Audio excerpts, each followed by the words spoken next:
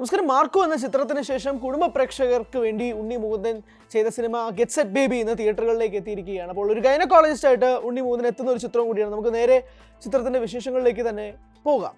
ഒരു ഗൈനക്കോളജിസ്റ്റ്, അദ്ദേഹം പഠിച്ച് വലിയ രീതിയിൽ ഒരു പുരുഷൻ ഗൈനക്കോളജിസ്റ്റ് ആയിട്ട് ഒരുപാട് പെൺകുട്ടികൾ മാത്രമുള്ള ഒരു ക്ലാസ്സിലേക്ക് വരുന്നിടത്ത് നിന്ന് ഈ സിനിമയുടെ ഒരു ലൈറ്റർ നോട്ട് ആരംഭിക്കുകയാണ്. ഹ്യൂമറസ് ആയിട്ട് തന്നെ സിനിമ കഥ പറഞ്ഞു പോകുന്നുണ്ട്. പക്ഷേ ത്രൂ ഔട്ട് ഹ്യൂമർ ആണോ? അല്ല. ക്ലൈമാക്സിൽ വളരെ ഇമോഷണലായിട്ട് ഒരു പ്രധാനപ്പെട്ട ഒരു പോയിന്റ് സംസാരിക്കുന്നുണ്ട്. ആ പോയിന്റ് സംസാരിച്ചതും വളരെ പ്രസക്തമാണ്, പ്രത്യേകിച്ച് ഇന്നത്തെ അവസരത്തിൽ എന്നെനിക്ക് തോന്നിപ്പോയി. അതിൻ്റെ മറ്റൊരു വശം, അതിൻ്റെ മറ്റൊരു ആംഗിൾ ഈ സിനിമ സംസാരിക്കുന്നുണ്ട്. മാത്രമല്ല പ്രകടനങ്ങളുടെ മികവ് കൊണ്ട് ഇമോഷണലി വളരെയധികം ഡെപ്തായിട്ട് തോന്നിയ ക്ലൈമാക്സ് രംഗങ്ങളുമുണ്ട്. എന്നാൽ ഇത് ത്രൂ ഔട്ട് ഇമോഷണൽ സിനിമയാണോ? അല്ല. ഡ്രാമ സിനിമയുടെ ഉടനീളം, പ്രത്യേകിച്ച് സെക്കൻഡ് ഹാഫിലൊക്കെ പ്രത്യേകിച്ച് ഡ്രാമ സീക്വൻസുകൾ ഒരുപാടുണ്ട്.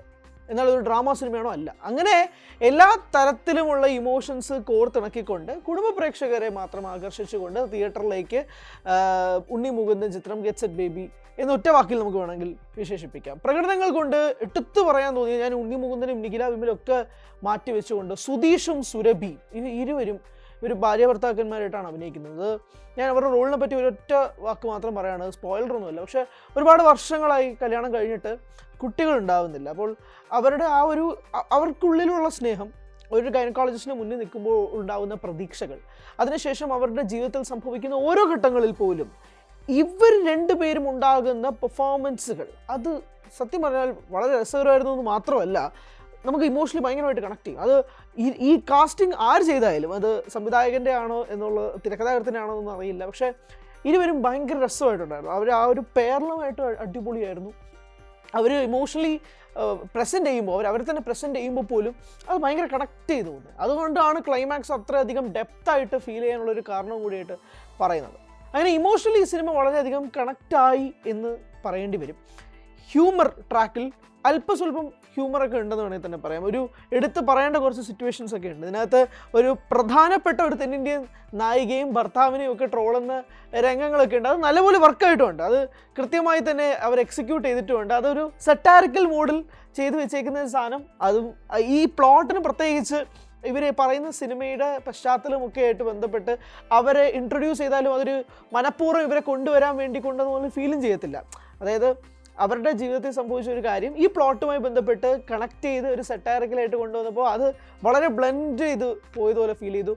ആ ഒരു സിറ്റുവേഷനിൽ ഡെവലപ്പ് ചെയ്ത ഹ്യൂമറൊക്കെ നല്ലപോലെ വർക്കായിട്ടുമുണ്ട്. അപ്പോൾ അങ്ങനെ ഹ്യൂമറസ് ആയിട്ടുള്ള ചില സീൻസ്, കുറച്ച് സീൻസുകളെല്ലാം തന്നെ ക്ലിയർ ആയിട്ട് വർക്കൗട്ടായി എന്നുള്ളതാണ്.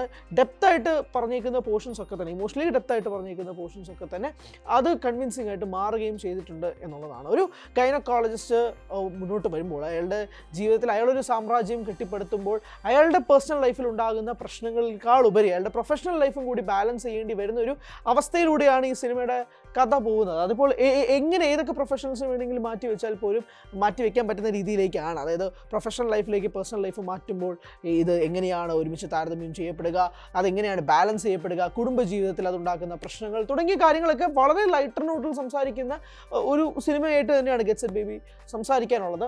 അതിൽ ഏറ്റവും പ്രധാനപ്പെട്ട ഒരു കാര്യമായിട്ട് എനിക്ക് തോന്നിയത് സാം സിയസിൻ്റെ മ്യൂസിക്കും BGMുമാണ്. പ്രത്യേകിച്ച് ഇതിനകത്ത് സൂചിപ്പിച്ചതുപോലെ തന്നെ നമുക്ക് ഇമോഷണൽ രംഗങ്ങൾ വരുമ്പോൾ ആ സീൻസിനെ എലിവേറ്റ് ചെയ്യുക എന്ന് പറയുന്നത് നിസ്സാരപ്പെട്ട ജോലിയല്ല. ആ BGM അത്രയും മികച്ചതായിട്ട് നിൽക്കുകയും വേണം.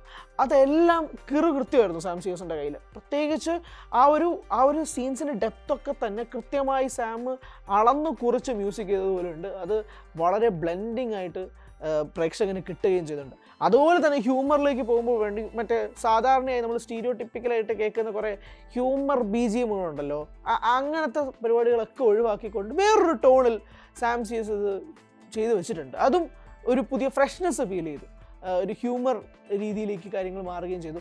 പക്ഷേ ഇതിനകത്തൊരു നെഗറ്റീവ് ആയിട്ട് ഫീൽ ചെയ്തത്, ഈ സിനിമയ്ക്കകത്തൊരു കഥയുണ്ട്, അവരൊരു കഥ പറയാൻ ശ്രമിക്കുന്നുണ്ട്. ആ കഥയ്ക്കകത്ത് ഒരുപാട് സിറ്റുവേഷൻ, ഞാൻ പറഞ്ഞ പോലെ തന്നെ ഈ തെന്നിന്ത്യൻ നായികയുടെ ഉൾപ്പെടെയുള്ള സിറ്റുവേഷൻസ് അവർ ബ്ലെൻഡ് ചെയ്തിട്ടുണ്ട്. പക്ഷെ ഡീപ്പായിട്ട് പോകേണ്ട സിറ്റുവേഷൻസ് അവർക്ക് ഡീപ്പായിട്ട് പോകാമായിരുന്നു. ഇപ്പോൾ വലിയ ഫ്ലാറ്റായിരുന്നു. അതായത് ഇങ്ങനെ ഹൈ ലോ അങ്ങനത്തെ പോയിന്റ്സ് ഒന്നും ഇല്ലാതെ വളരെ ഫ്ലാറ്റായിട്ടുള്ളൊരു സ്ക്രീൻ പ്ലേ ആയിപ്പോയി. സിറ്റുവേഷൻസ് ഉണ്ട്, പക്ഷേ അതൊന്ന് ഡെപ്തായിട്ട് കുറച്ചുകൂടെ ഒന്ന് ആഴ്ന്നിറങ്ങി പോയിരുന്നെങ്കിൽ കുറച്ചുകൂടെ അവർക്കൊന്ന് എക്സ്പ്ലോർ ചെയ്യാമായിരുന്നില്ലേ ഈ സിറ്റുവേഷൻ, അത് എക്സ്പ്ലോർ ചെയ്തിരുന്നെങ്കിൽ കുറച്ചുകൂടെ ഒരു ഹ്യൂമർ കിട്ടൂലായിരുന്നോ ഇവിടെ നിന്ന് എന്ന് തോന്നിപ്പോയി. പല സിറ്റുവേഷൻസും അങ്ങനെ ഉണ്ടായിരുന്നു. അതുപോലെ തന്നെ ഈ ഒരു സിറ്റുവേഷനിൽ എന്തുകൊണ്ടാണ് ഈ ക്യാരക്ടർ അങ്ങനെ ബിഹേവ് ചെയ്യുന്നത് എന്ന് കുറച്ചുകൂടെ അവർക്കൊന്ന് ഡെപ്തിൽ കാണിച്ചുകൂടായിരുന്നു എന്ന് ഫീൽ ചെയ്തതുപോലെ ഒരു എഴുത്തായിരുന്നു.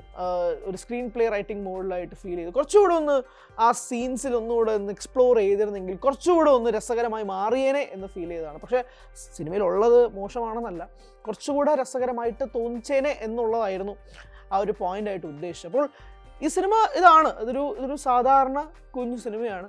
അങ്ങനെ വലിയ സംഭവങ്ങളോ ഒന്നുമില്ലാത്ത, എന്നാൽ ഇന്നത്തെ കാലഘട്ടത്തിൽ സംസാരിക്കപ്പെടേണ്ട ഒരു സിനിമയാണ്. കാരണം നമുക്കറിയാം, നമ്മൾ തന്നെ റിപ്പോർട്ട് ചെയ്ത ഒരു പ്രധാനപ്പെട്ടൊരു വാർത്ത തന്നെ ഉണ്ട് താനും. അപ്പോൾ ആ വാർത്തയുമായി ബന്ധപ്പെട്ടുള്ള സംഭവങ്ങളും ഈ സിനിമ സംസാരിക്കുന്നുണ്ട്. അപ്പോൾ അങ്ങനെ എല്ലാം കൊണ്ടും ഈ സിനിമയ്ക്കകത്ത് അവർ പറയുന്ന പോയിന്റുകൾ അത് വളരെ അങ്ങ് മെഡിക്കൽ സയൻസുമായി ബന്ധപ്പെട്ട് അങ്ങനത്തെ നമുക്ക് മനസ്സിലാവാത്ത ഭാഷയിലുള്ള പോയിന്റുകളോ ടേമുകളോ ഒന്നും ഇല്ലാണ്ട് എല്ലാവർക്കും മനസ്സിലാവുന്ന രീതിയിൽ അവർ പോയിന്റുകൾ പ്രസൻറ്റ് ചെയ്ത് വെച്ചിട്ടുണ്ട് എന്നുള്ളത് വളരെ ഹൈലൈറ്റിംഗ് ഫാക്ടറായിട്ട് തോന്നി. കാരണം ഒരു തവണ പോലും ഇതെന്താ സംഭവം, അതെന്താ സാധനം, അങ്ങനെയൊന്നും ഫീൽ ചെയ്യാതെ എല്ലാം വളരെ ഒരു നോർമൽ പേഴ്സണ് മനസ്സിലാവുന്ന രീതിയിലേക്ക് ഇതിൻ്റെ സ്ക്രിപ്റ്റും അവർ എഴുതി വെച്ചേക്കുന്നത് രസകരമായി തോന്നി.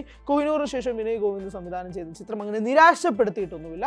കോമഡിക്ക് കോമഡിയുണ്ട്, ഇമോഷണൽ ആയിട്ടുള്ള സിറ്റുവേഷൻസിന് അതും നല്ലപോലെ വർക്കായിട്ടുണ്ട്. അങ്ങനെ എല്ലാം കൊണ്ടും ഒരു ഉണ്ണി മുകുന്ദൻ ചിത്രം, ഒരു കുടുംബ ചിത്രം വരികയാണ്. മാർക്കോ ഒന്നും പ്രതീക്ഷ ആരും വരരുത് ദയവ്. കാരണം ഞാൻ ചില റെസ്പോൺസുകളൊക്കെ കണ്ടു, ഇത് മാർക്കോയുടെ അത്രയൊന്നുമില്ല.